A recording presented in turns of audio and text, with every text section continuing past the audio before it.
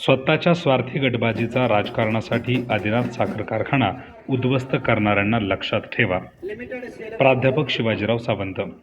आदिनाथ सहकारी साखर कारखाना करमाळा तालुक्यातील शेतकऱ्यांच्या मालकीचा कारखाना असून हा कारखाना शेतकऱ्यांच्याच मालकीचा राहावा अशा स्वच्छ हेतूने आम्ही आदिनाथ कारखान्याला मदत करीत असून आता हा कारखाना वाचवण्यासाठी या तालुक्यातील ऊस उत्पादक सभासदांनी किमान स्वतःच्या क्षेत्रातील 20% तरी ऊस आदिनाथला देऊन आदिनाथ सक्षम करावा असे आवाहन शिवसेनेचे जिल्हा संपर्क प्रमुख प्राध्यापक शिवाजीराव सावंत यांनी केले. कारखान्याच्या 28व्या गळीत हंगाम शुभारंभ प्रसंगी ते बोलत होते. अध्यक्षस्थानी इतिहास संशोधक श्रीमंत कोकाटे उपस्थित होते. यावेळी पुढे बोलताना प्राध्यापक शिवाजीराव सावंत म्हणाले की येणारे येणार आहेत, जाणारे जाणार आहेत, पण हा आदिनाथ कारखाना सभासदांच्या मालकीचा आहे. तो कारखाना वाचवणे गरजेचे आहे. ही बातमी पाठवली आहे महाराष्ट्र जीवन न्यूजचे करमाळा तालुका प्रतिनिधी राहुल जाधव यांनी. असेच विविध अपडेट पाहण्यासाठी महाराष्ट्र जीवन न्यूजला सबस्क्राईब करा.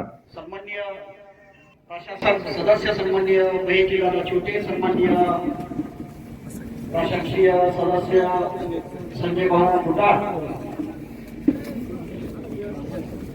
सर्व मान्यवरांच्या उपस्थितीमध्ये या ठिकाणी प्राध्यापक शिवाजीराव सावंत सर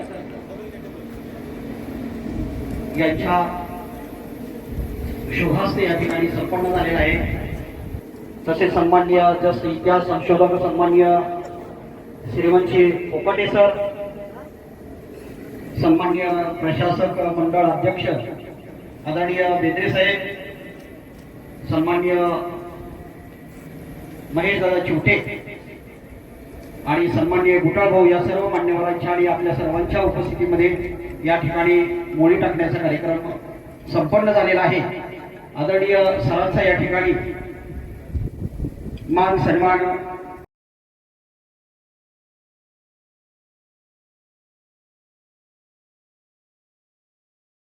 मी सभासदांच्या ज्या अपेक्षा आहेत, आमचे 2 संचालक मंडळाचे सदस्य आदरणीय सर भैया यांच्या भाषणात सांगतील, पण आम्ही जो तुम्हाला वार्षिक सर्वसाधारण सभेमध्ये शब्द दिला त्या शब्दाशी आम्ही प्रामाणिक आहोत.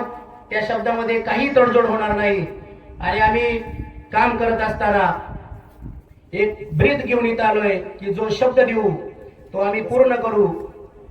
आणि राजकारणामध्ये आणि समाजकारणामध्ये काम करत असताना मी एक चळवळीतला कार्यकर्ता आहे. मला बरं बोलायला जमत नाही, जे बोलायचं ते खरं बोलायचं, कारण खरं बोलल्यावर लक्षात ठेवायची गरज पडत नाही. आणि म्हणून मागच्या कार्यक्रमात जे शब्द दिलेत त्या शब्दाशी बांधील राहून आदिनाथ कारखान्याच्या उन्नतीसाठी मला, माझ्या सहकाऱ्यांना आमच्या मार्गदर्शकच्या सूचनेनुसार जे जे उत्तम करता येईल, जे चांगलं करता येईल ते आम्ही प्रामाणिकपणे तुमच्या सोबत राहून करू. आदिनाथ कारखान्याचा कर्मचाऱ्यांचा गेल्या 3-4 महिन्यातला मासिक पगार आम्ही वेळेवर करू शकलो, हे आमचं कर्तव्य आहे. आम्ही केला असं म्हणणार नाही, पण ती आमची नैतिक जबाबदारी. ज्यानं काम केलं त्याचं वेतन दिलं पाहिजे. गेल्या वर्षीच्या गळीत हंगामासाठी ज्या वाहन मालकांनी आपल्याला विश्वास ठेवून, आपल्या संस्थेवर विश्वास ठेवून वाहतूक केली, त्यांचं अंतिम देय फायनल बिल 1,04,00,000 रुपये आपण गेल्या महिन्यात त्यांना पोच केले, त्यांच्या खात्यावर अदा केलंय. आणि सीझन 17-18 मधलं 90 रुपये प्रति मेट्रिक टनाप्रमाणे 2,58,00,000 रुपये आपण सभासदांचं देणं लागत होतो.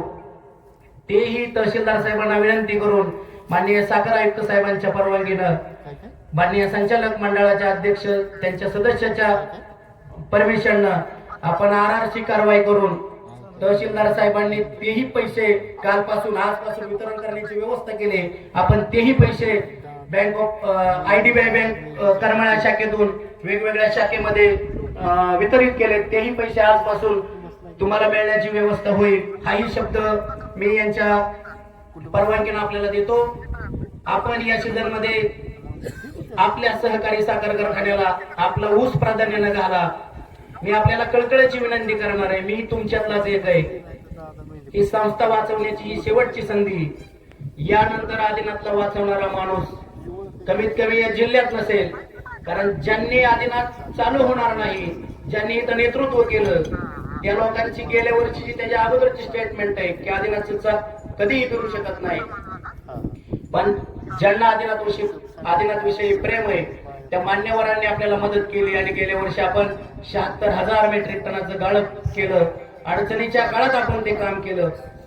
या वर्षी पोषक परिस्थिती आहे, जरी सीझन शॉर्ट सीझन असला तरी ऊस तोडणी कामगारांची जी संख्या आहे ती कमी आली, त्यामुळे सीझन जास्त दिवस चालत पाहिजे साहेब, बरोबर ना? आणि त्यामुळं आपल्यासाठी ती संधी आहे, साखरेला चांगला दर राहील. आपण आदिनाथवर गेल्या 28 वर्ष जो विश्वास ठेवून काम करताय, तोच विश्वास आजपर्यंतच्या संचालक मंडळावर, नेते मंडळीवर तुम्ही ठेवला, तसाच विश्वास आमच्यावर ठेवा. त्यांनी तो तुमचा विश्वास जपला नाही जपला त्या वादात जाणं माझं काम नाही. मी छोटा कार्यकर्ता आहे, पण तुम्हाला परत एकदा जाणीवपूर्वक जबाबदारीने सांगतो की तुम्ही जो विश्वास आमच्यावर ठेवलाय त्या विश्वासाला आम्ही कारखान्याच्या कार्यकारी मंडळात आहे तोपर्यंत तडा जाऊ देणार नाही. तुम्हाला जे जे शब्द आम्ही दिले ते शब्द पूर्ण करण्यासाठी आम्ही जीवाचं रान करू. आम्ही चुकीचं काम करणार नाही. ज्यांनी आम्हाला इथं पाठवलंय त्यांच्यापर्यंत आमची तक्रार घेऊन जाणारा माणूस करमाळा तालुक्यात असणार नाही, अशी सर तुम्हाला मी या निमित्तानं ग्वाही देतो. कारण तुम्ही जो विश्वास टाकलाय, तुम्ही आम्हाला काम करायची संधी दिली, ते आम्ही इतकं प्रामाणिक करू की तुम्हाला भेटलेला माणूस सांगेल की तुम्ही योग्य माणसाला पाठवलंय, ते चांगलं काम करतायत. त्यांनी केलेलं काम